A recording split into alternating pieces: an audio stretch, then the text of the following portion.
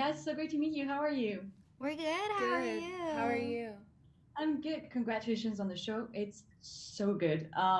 I'm always curious to know what impact a set has on storytellers, on directors and writers and actors. In Monarch, you're literally just traveling the world, facing so many dangers.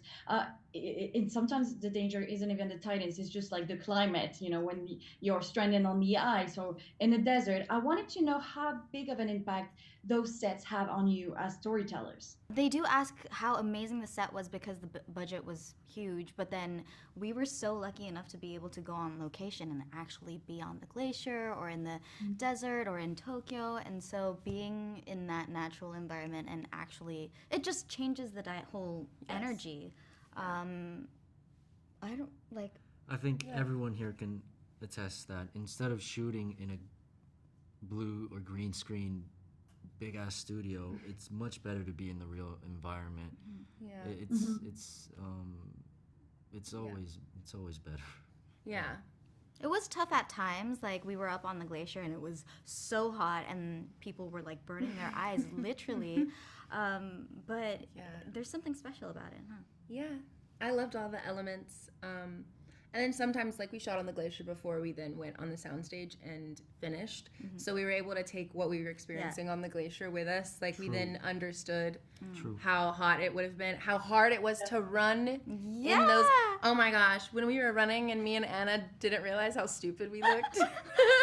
We thought we looked like action stars, and then we saw the monitor and we looked like marshmallows on toothpicks. Like, so stupid. But there are so many incredible action scenes. But two of them, one when you're stranded on the ice in Alaska, I think, if I remember correctly, trying to escape the Titans. And in episode 6, I think, when you all finally found Kate and Kentaro's father, and then there's this huge explosion, and you just like roll down the hills, and the jeep flies over you, and it's just like incredible to watch. But how intense, was that for you to shoot that scene in particular? I remember. I can't wait. I can't wait. I do remember this.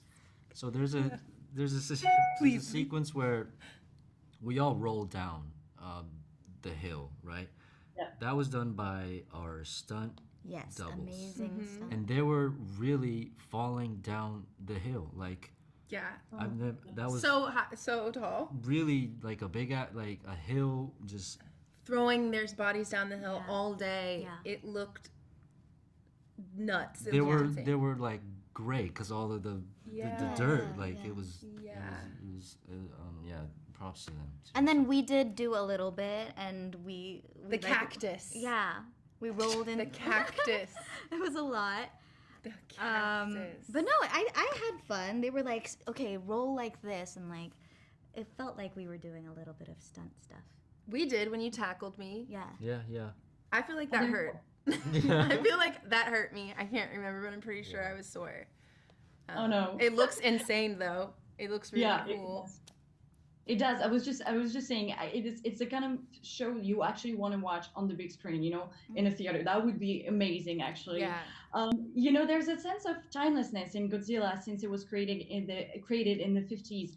The politics of obviously nuclear weapons and countries at war against each other. And I wanted to know what it meant for you as storytellers to be able to take on that ancient myth in a way, and just adapt it to a 2023 audience, still having in mind the fact that the metaphor, what Godzilla actually represents, that hasn't changed that much over the course of the years. We still get Godzilla stories, and what this monster represents, this hasn't changed. What does it mean for you to be able to take on that story and adapt it to a 2023 audience?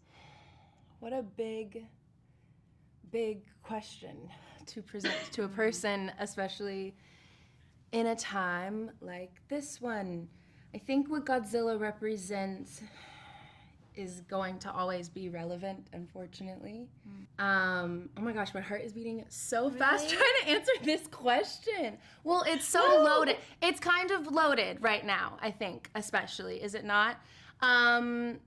But I think also in that's why Monarch is amazing, because this is what we're in this world of Godzilla and the Monsterverse, being able to have this show Monarch and being able to focus in on the humans so that we can draw relation between the humans to Godzilla, because Godzilla is Godzilla is a monster with quotes, if you print this is a monster, but really that's only come from the ways in which we created this monster, because of it is what humans do, what we create the monsters, and yet Godzilla still is trying to avoid causing so much destruction.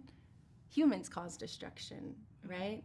And the whole show, you're watching these humans try to I think they're all chasing kind of a purpose, and again, that's a reflection of Godzilla as well, as what is the purpose of this monster and what do they represent. And it's, again, like I said before, it's always relevant, and I think that's why people love the show, and they're not upset that it's character driven and it's human driven. I was kind of scared that people were gonna just keep screaming in our faces more monsters. But I think everyone's relating to the heart of the show. Exactly. It's a different story. It's a human story. Yeah, absolutely. They're giving me the wrap, guys. Thank you so much for joining me today. Congratulations on the show.